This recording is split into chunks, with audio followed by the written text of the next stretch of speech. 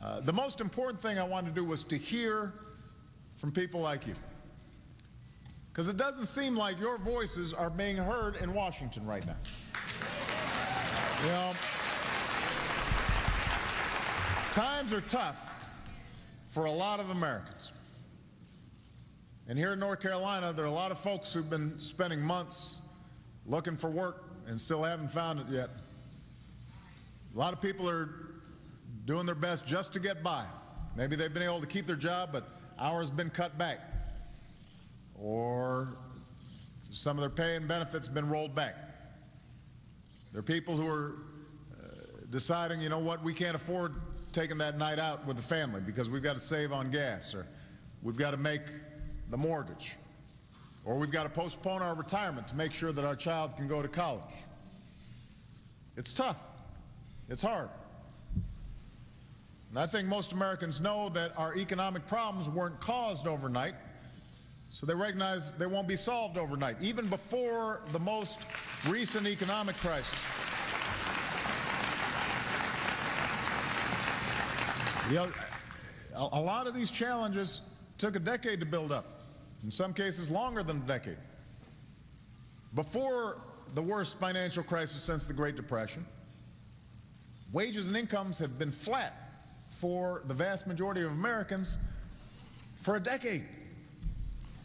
So people were struggling even before the crisis hit. What that means is it's going to take time for us to rebuild an America where hard work and responsibility are rewarded.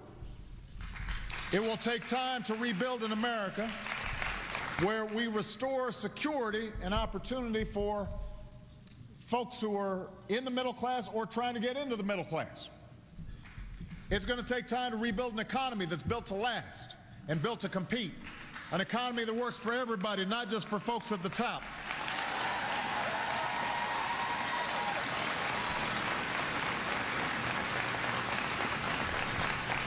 Rebuilding this America, where everybody's got a fair shake and everybody gives their fair share. An economy where you know if you do the right thing and you're looking after your family and you're working hard and you educate yourself and you're educating your kids and you're contributing back to the community, that you know that you will be able to enjoy that piece of the American dream. Restoring that economy will take some time, but we are going to get it done, Jamestown. We are going to keep fighting, and we're going to keep working to put people back to work, to help middle-class Americans get ahead, and to give our economy the jolt that it needs. There are things we can do right now to help our economy. And that's why I sent Congress the American Jobs Act. Now, this is a jobs bill with proposals of the sort that in the past have been supported by Democrats and Republicans. It's paid for by asking our wealthiest citizens, folks who make more than $1 million a year, to pay their fair share.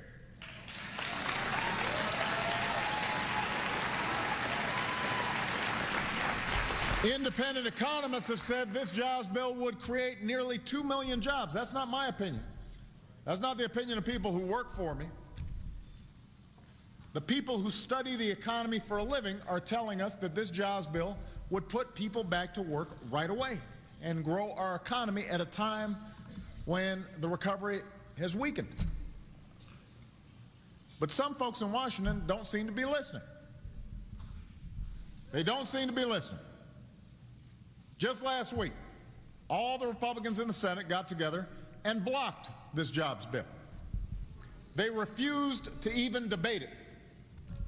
Now, keep in mind, one poll found that 63% of Americans support the ideas in this jobs bill. But 100% of Republicans in the Senate voted against it. So the majority of the American people think it makes sense for us to put teachers back in the classroom and construction workers back to work, and tax breaks for small businesses and tax breaks for folks who are hiring veterans. But we got 100% no from Republicans in the Senate. Now, that doesn't make any sense. Some people asked me yesterday why I was visiting Republican areas in North Carolina.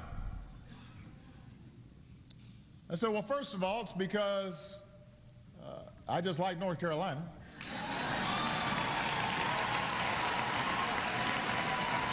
Second of all, I'm not the Democratic president or Republican president, I'm the president.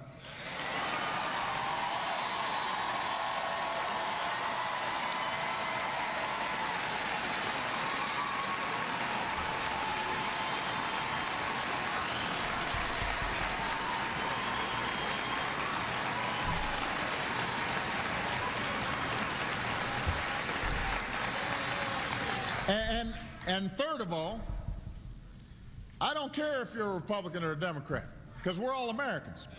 And we are in this together. We don't need a Republican Jobs Act or a Democratic Jobs Act. We need the Jobs Act. We need to put people back to work right now. As I said, the ideas we put forward are ideas that in the past have been supported by Democrats and Republicans. So the question is, what makes it different this time? Other than that I proposed it.